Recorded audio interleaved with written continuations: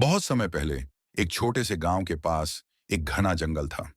इस जंगल में तरह तरह के जानवर रहते थे, जिनमें एक शरारती बंदर भी था। यह बंदर बहुत ही चालाक था और गांव के लोगों की चीजें चुराने में माहिर था।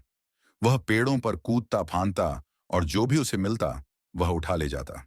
गांव के लोग उस बंदर की हरकतों से परेशान थे। एक दिन एक गांव का आदमी जिसका नाम रामू था, उसने सोचा अब इस बंदर की चालाकी का अंत करना होगा। रामू ने एक योजना बनाई। उसने अपने साथ कुछ फल लिए और जंगल की ओर चल पड़ा। उसने सोचा कि अगर वह बंदर को फलों का लालच देगा तो बंदर उसकी बात मानेगा। जब रामू जंगल पहुंचा तो उसने एक पेड़ के नीचे बैठकर फलों को बाहर निकाला।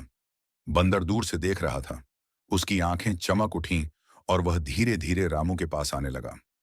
रामू ने मुस्कुराते हुए कहा, आओ बंदर भाई, ये फल तुम्हारे लिए हैं। बंदर पहले थोड़ा झिझका, परंतु फिर धीरे धीरे उसने फल उठाने शुरू कर दिए।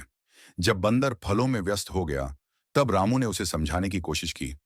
देखो, अगर तुम गांव वालों को परेशान करना बंद कर दो, तो वे तुम्हें और भी फल देंगे। बंदर ने रामू की बात सुनी, परंतु वह अभी भी पूरी तरह से भरोसा नहीं कर पा रहा था। को बाहर निकाला। बंदर दूर से देख रहा था।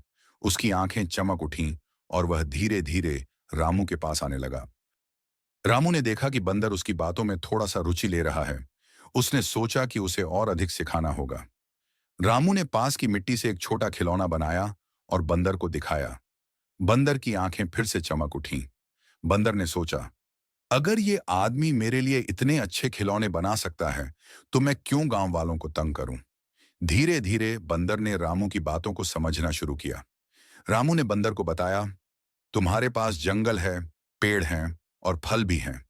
तुम्हें गांव वालों की चीजें चुराने की जरूरत नहीं। बंदर ने कुछ देर सोचा और फिर वह खुश होकर उछल पड़ा। उसने रामू की बात मान ली। अब वह गांव वालों को परेशान नहीं करेगा और उनके फलों को चुराने की बजाय जंगल में अपने दोस्तों के साथ खेलता रहेगा। रामू गांव लौट आया और उसने गांव वालों को बंदर की बात समझाई।